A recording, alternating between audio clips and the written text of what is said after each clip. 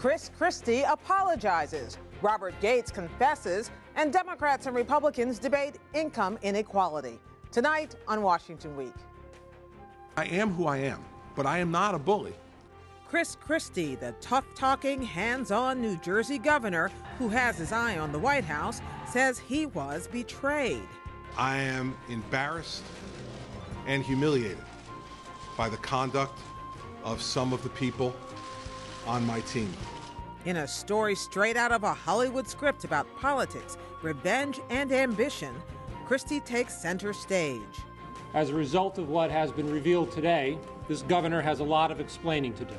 While in Washington, another larger-than-life figure, former Defense Secretary Robert Gates, lobs direct hits at his former boss and at the vice president. The president absolutely wants tough questions asked. On matters of national security, he wants advisors to be blunt and candid. But this blunt? This candid? This soon? Meanwhile, on Capitol Hill, lawmakers debate the best way to close the income gap. But they can't agree to extend benefits for the long-term unemployed. The long-term unemployed are not lazy. They're not lacking in motivation. They're coping with the aftermath of the worst economic crisis in generations. It's only when you believe government is the answer to all of your problems that you talk about unemployment insurance instead of job creation. 50 years after the launch of the War on Poverty.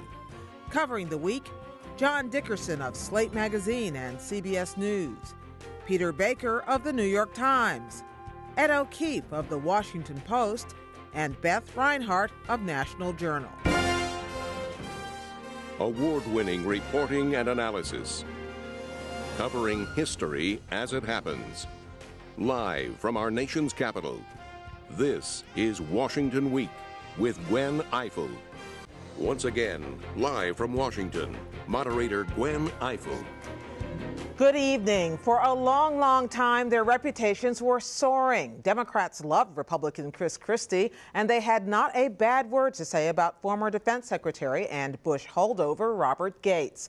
That cross-party love affair faded a bit for both men this week. Gates became the first Obama cabinet member to publish a critical assessment of the president, while Mr. Obama remains in office. And Christie, more spectacularly, fired or pushed aside close advisors who apparently conspired to create a massive, get this, North Jersey traffic jam just to hurt political enemies. It played out in a nearly 2-hour mea culpa, in which Christie's blunt personality was on full display.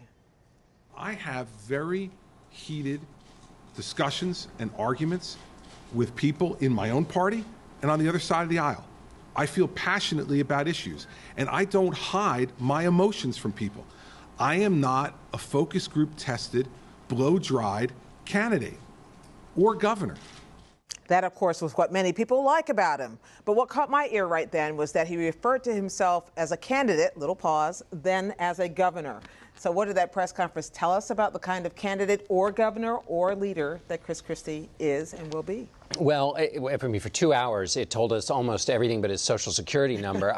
Remember the stakes here, which is that he won this big victory in a blue state. There were a lot of powerful Republicans in 2012 who tried to get him to run because they thought he was the future and savior of the party. And he was seen after this big victory in re-election in 2013 as somebody who had a very strong shot at winning the presidency. Now, all of the traits that made him popular, all of the things that made him so authentic and his toughness and his bluntness now have perhaps a darker edge. And there was always a kind of a two sides to Christie. His opponents always said that he was a bully, that his frankness and his toughness were really kind of went overboard. And this scandal threatens that. And so what you saw for 2 hours was his attempt to do two things. One, show that he wasn't a bully. He refused to say that he was angry. He said someday he might be, but there was nothing you were going to get from that press conference that suggested he had a hair trigger and was at all vindictive, because that would perhaps link him with this petty act of vindictiveness. And the other thing he tried to do is rebuild his credibility, because he said that he didn't know anything about this traffic jam and that no one on his staff did, and that turned out to be wrong. But isn't that part of his credibility, the fact that he didn't know anything about it and he's supposed to be the guy? These were among his closest aides and advisors? Two issues here. One is whether he was lying. He doesn't want that to be the case. He's willing to cop to being out of the loop, to being ignorant of what his aides were doing, and which is not great. There's no evidence to the contrary. No evidence to the contrary. But it's better to be seen as being ignorant than that you knew that you shut down the busiest bridge in the world because of the smallest tiny, and we're not really quite sure what the act of vindictiveness here was. The going theory, but it's a wobbly one, is that they were basically the mayor of Fort Lee, a Democrat, wasn't going to endorse Christie. A Republican, was trying to get Democrats to kind of run up his score in that victory. The Fort Lee mayor wouldn't endorse. This was punishment. That's pretty small. That's a pretty small attack. John, what's interesting is that obviously Democrats, of course, pounced on this. They said this is indicative of a bully, of a candidate who shouldn't be trusted with power. But if you listen hard enough, it wasn't just the Democrats you heard chiming in here, was it? Well, that's right. Republicans, there were a couple of things. One, when they saw Christie come out and take charge, he apologized, he took responsibility, he fired people, he said, I'm going to keep working on this issue until I find out what the real answers are. First, Republicans said, wow, that's refreshing. That act of crisis management is a real contrast to President Obama. And so they used it for political point scoring. And that's what Christie hopes, which is that he'd rather the story be about his crisis management response than the underlying crisis. But Republicans who are backing him are quite nervous because they're worried another shoe might drop, that he's claimed he said that he had nothing to do with this. Well, if there's any drop of a chance that he did, he's doomed. And then also the suggestion might be that he created a culture in which this could happen underneath him. So they're saving their powder, or the conservatives who never liked Christie are having a delightful time. Right. They're happy that this will add some difficulty to him as he continues to go forward. And so you hear a lot of people off the record at the moment really sort of delighting in this because he has a lot of enemies. And finally, he's been a tough guy who's gone out there and made some enemies, right, both as governor and when he was U.S. attorney. Right.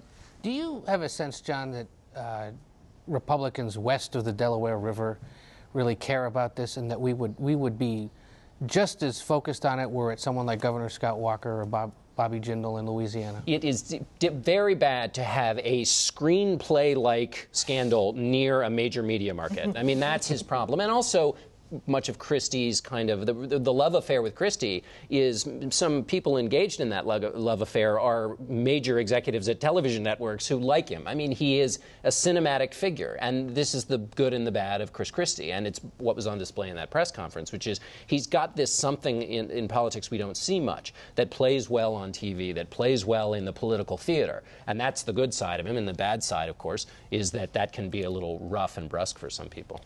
You joke that we learned everything about him but his Social Security number. But what did we learn about his management style, about the kind of governor he is, and maybe about the kind of presidential candidate he might be? It's a great question. We didn't really learn much because we have to take his word for it. He said, I don't run an office where this would be tolerated. And yet, how could it have happened? Because any of us who've worked for people know where the lines are. So we don't really know. And that's what worries those who want to support him, which is if future evidence comes out, what's it going to tell us about the culture of his office?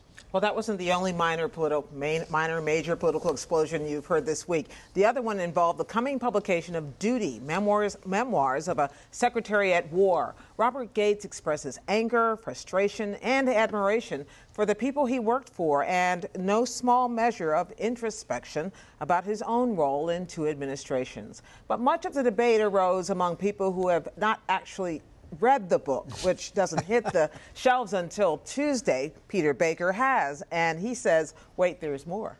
There is. Actually, it's a very interesting book. It's 600 pages. It's not easily reduced to sound bites and a single headline, and yet, of course, that's what we do in Washington. We give you a screaming headline, Gates blasts Obama, Gates blasts Biden. Does he criticize them? Yes, there are criticisms of there. Gates, of course, is the only defense secretary ever to serve two different presidents of different parties, holdover from George Bush. He's a Republican, so surprisingly, he doesn't view Democrats quite the same way as he does Republicans. However, he's also critical of President Bush on some things, and he's very complimentary on President Obama on others. So it's a much more nuanced and textured book than a lot of readers might have the impression. But as John cleverly wrote, some of the few sound bites have been weaponized already in Washington's little war of sound bites and and back and forth. I haven't read the book, but I read the excerpt or the op-ed that he wrote in the Wall Street Journal, in which his main target seems to be Congress. He hates Congress, with a passion. I mean, it's really interesting. He talks about these moments where he's sitting there testifying, and you kind of wish to see the thought bubble now, right? Because he's very measured and he's very impressive. Yes, Senator, of course, this is the way we view. Of course, it's a good question, Senator. But inside, he's thinking, I want to get out of here. I'm going to rip this microphone off and run out for the hills because these people are idiots. And it's interesting that you learn this about this controlled, respected bipartisan figure that deep inside, unknown to the public, he is, to use his own words, seething about the world around him. He was at war with Congress, he was at war with the White House, and he was at war with his own Pentagon at times. And he says, I detested being Secretary of Defense. This was almost a cathartic exercise, it seems. He's unloading 8 presidencies worth of material into 600 pages. We heard a lot about what he said about Obama and about the vice president. What did we learn about him? Right. I think we learned that he doesn't much care for the way Washington works today. That the very culture that John talked about, where people look for ways of grabbing onto something and taking as an anvil to their opponents, is just distasteful to him. That it's superficial, that it's not sophisticated. It's interesting because in the old days when he was at Reagan's White House and in the CIA, he was director of the CIA under the first Bush, we thought of him as a cold warrior. In fact, he was such a known cold warrior that when Gorbachev met him and was supposed to be introduced to him, Gorbachev said, "Oh, I know who you are," and wouldn't shake his hand. Right? Today, we see him as a moderate figure, a more pragmatic figure. He was fighting against Cheney in the latter part of the Bush administration. He didn't want to go to war in Libya when Obama took out Gaddafi. And so his own evolution over time has been fascinating, from an ideological figure in the old days to this more modern, pragmatic, centrist figure. Peter, you've studied President Bush and President Obama closer than anyone. What did you take? So this must have been a delight, in a sense, to see him talk about these two presidents. What were the differences, similarities between the two? He does actually see some similarities. He says both presidents were decent men. He likes both presidents. Both of them were genuine in their emotional caring for the troops that they were sending into war. He said neither one of them was all that good at engaging Congress. But he favored Bush a little bit more than Obama, again, a Republican. He saw Bush as being very principled in his leadership of Iraq in the end when he was pushing the surge against all popular Isn't there a difference between working for the last 2 years of a two-term president and the first 2 years of a... Exactly right. And he acknowledges this. By the time he gets there, as he puts it, all the hard decisions have been made in the Bush administration except for the surge. As he puts it, Bush has made his historical bed and is going to lie in it. And the top political types like Karl Rove are gone.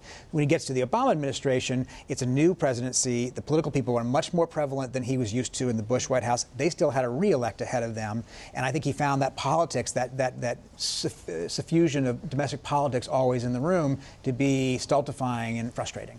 How has the White House responded to some of the more stinging allegations? Well, it's interesting. Their official response, as Jay Carney was shown on the video, was to say, "Look, we enjoy robust and candid conversation." But the one thing they pushed back on was the line about Biden. Right.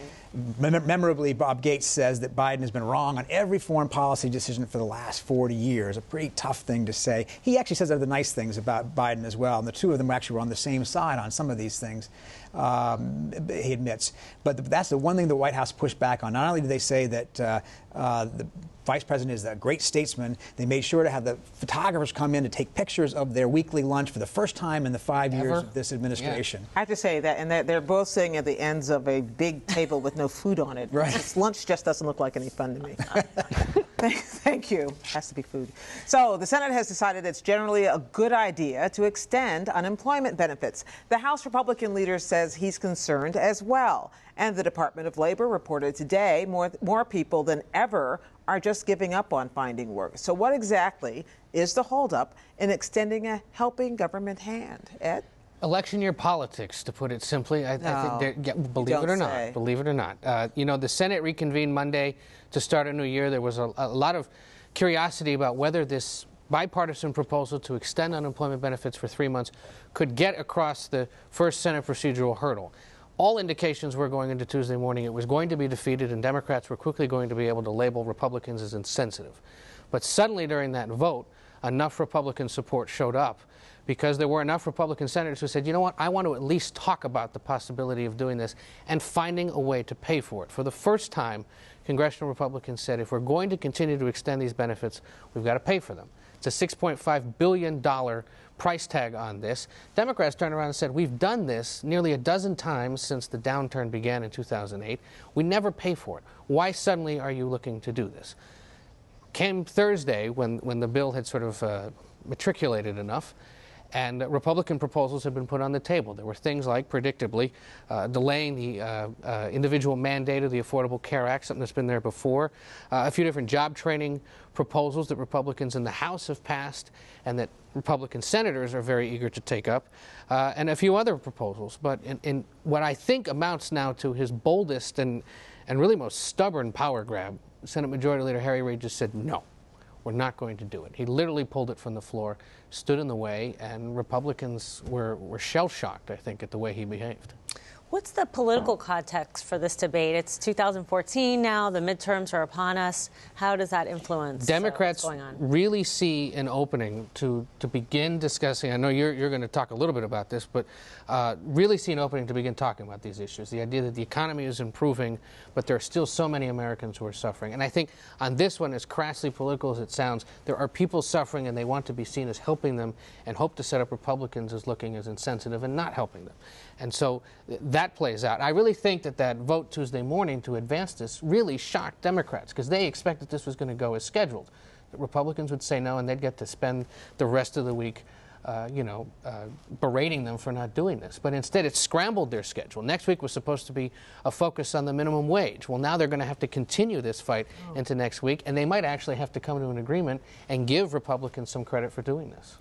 And there's also a landscape. The political landscape this year is kind of tough for Democrats. It is. And that's why you've seen Democrats who are in difficult re-election races really seize on this. Kay Hagan of North Carolina is a great example. She not only was fighting Republicans in Washington, but fighting Republicans in North Carolina who had scaled back North Carolina workers' ability to get these funds. And so she was fighting two wars, in part because her lead Republican opponent is the House Speaker of the North Carolina legislature. You spent all this time talking about the Senate, of course. There's still a bicameral legislature. Even if they got it through, it would go to the House controlled by Republicans who have been skeptical as well. And they make the argument, right, that this is supposed to be an emergency program, not continued during a recovery. So what's the prospect if it actually got out of the Senate? Well, you know, if these 6 Republicans who've been working with Democrats get something by early next week, and it is legitimately paid for in the eyes of fiscal conservatives, it's going to be very difficult for House Republicans to say no. John Boehner almost dodged questions about this on Tuesday from reporters. And as he started to walk away from the microphone, a reporter smartly asked him again. And he very clearly came back and made clear, look, we are concerned with those who are having a difficult time trying to find a job. He was reading from talking points that had been sent to every Republican saying, we have to demonstrate that we have concern, even if we're being principled and trying to find a way to pay for this. Do those concerns build after a day like today when the jobs numbers came out and confounded every economist who thought there'd be north of 200,000 jobs added and said it was somewhere in the neighborhood of 70,000 jobs added, and it's because people are despairing that they'll never find a job? That is why I believe we're going to see some kind of a deal, because there was good news and there was bad news in these numbers for everyone. Of these 6 Republicans, especially, for example, Rob Portman of Ohio, who in 2016 will face a very difficult re-election and is already thinking about it, made clear all week long, I am concerned about the long-term unemployed. Well, now there's more of them. So if he stands in the way of doing this, he's going back on his word, which was to do this. At the same time, Democrats, you know, they're trying to celebrate an economic recovery, but clearly these numbers showed there's a problem, so they have to demonstrate they're doing something. So you think a deal could be in the offing? Everyone suggests that through this weekend we may see something by Monday or Tuesday. Oh, edge of my seat. Cannot wait. So let's take a longer view about income inequality. Administration today, here and now, declares unconditional war on poverty in America. 50 years after President Lyndon Johnson uttered those words, Democrats and Republicans are debating whether that war was ever won and what to do about it now. We have to focus on policies that help our economy create those jobs and policies that help people overcome the obstacles between them and those jobs.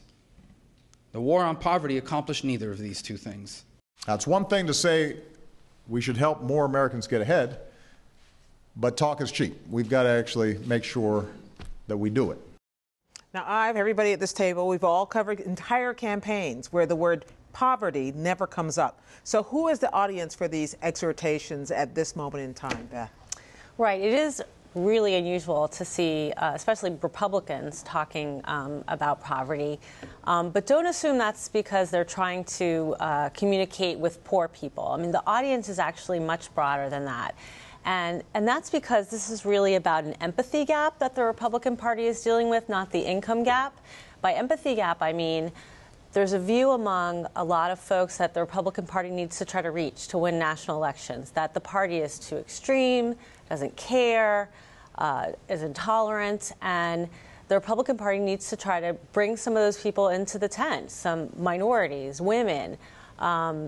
They want to see more of a focus on helping people than what they're seeing. Somewhere Karl Rove is saying, didn't I say all this before with George W. Bush? Right.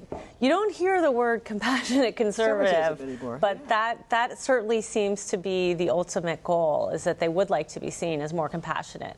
One of the most striking findings in the exit polls from the 2012 election was when asked about what's most important to you in a president, folks who said, I want a president who cares about people like me, 81% of those people voted for President Obama. And the polling now shows that Republicans are way behind Democrats when you ask that question generally. We saw Marco Rubio talk about this. Paul Ryan, the vice presidential nominee in 2012, talks about it a little bit. But is this are they outliers? I mean, do we see a whole thrust of the party, or are these just some voices in it? Right. That's a good point. I mean, these are prominent Republicans, Republicans that we're expecting to run for president, perhaps. But it's not House Speaker John Boehner. It's not the chairman of the Republican Party. And Eric I think Cantor a little bit, right? Eric Cantor, who is, yes, he does have leadership positions, but there definitely isn't a consensus in the Republican Party that they need to get behind this. In fact, I would argue that among a lot of parts of the Republican Party, there's more of a war on the poor than there is on poverty, and demonizing people who need government assistance. And you're seeing that in the unemployment benefits, in the debate over food stamps, and the debate over minimum wage. There's a lot of talk about pull yourself up by the bootstraps. We don't want to encourage a culture of dependency. So there's definitely a wide number of opinions in the Republican Party. I think Gwen mentioned that we don't really hear the word poverty mentioned in very many campaigns. There was Bush's compassionate conservatism. There was John Edwards in the Two Americas. But really it's something as a bipartisan code of silence, in effect. What do the turnout numbers tell us about why that is? Right. I mean, it's the truth is that poor people vote in smaller numbers, and I think that it's fair to say that is one of the reasons those issues are not addressed. If you look at turnout from the 2012 election, I mean, there's dozens of percentage points separate folks who are making, say, under $40,000 and folks who are making six-figure salaries. It's a really big difference. And so, as you know, these campaigns are focused a lot in the suburbs and middle-class areas and swing districts. And urban areas, rural areas with a lot of poor people, frankly, get ignored. Real quick, Senator Rubio boldly gave that speech in the room named for Lyndon Johnson on Capitol Hill. But did he or has anyone else really given a specific proposal of something they'd like to do to fight poverty? Yeah, they talk about income mobility, but they don't really give any specifics, do they? Right. I mean, the most specific Senator Rubio got was he talked about a flex fund, the term for taking the federal aid and turning it all over to the states, which, of course, is a sort of popular concept in the Republican Party, that the federal government should be doing less and the states should be doing more. He also talked about what sounded like a wage subsidy for low-income folks. But that's about all that he got to specifically. Right. So we'll be waiting to see if this continues to be an argument for the rest of the year. Thank you all very much. We have to leave you for now, but But, and this is the good news, the conversation continues online. We'll tackle all the topics we didn't get to, including the Farm Bill, the plan to overhaul the nation's spy programs, on the Washington Week webcast extra. That streams live at 8:30 p.m. Eastern Time. And if that's not enough, you can join me online next Thursday at noon for my monthly Washington Week web chat. First of the year, your questions, my answers. That's at pbs.org/Washington Week. Keep up with daily developments now 7 nights a week on the PBS NewsHour with me and Judy Woodruff, and we'll see you here next week on Washington Week. Good night.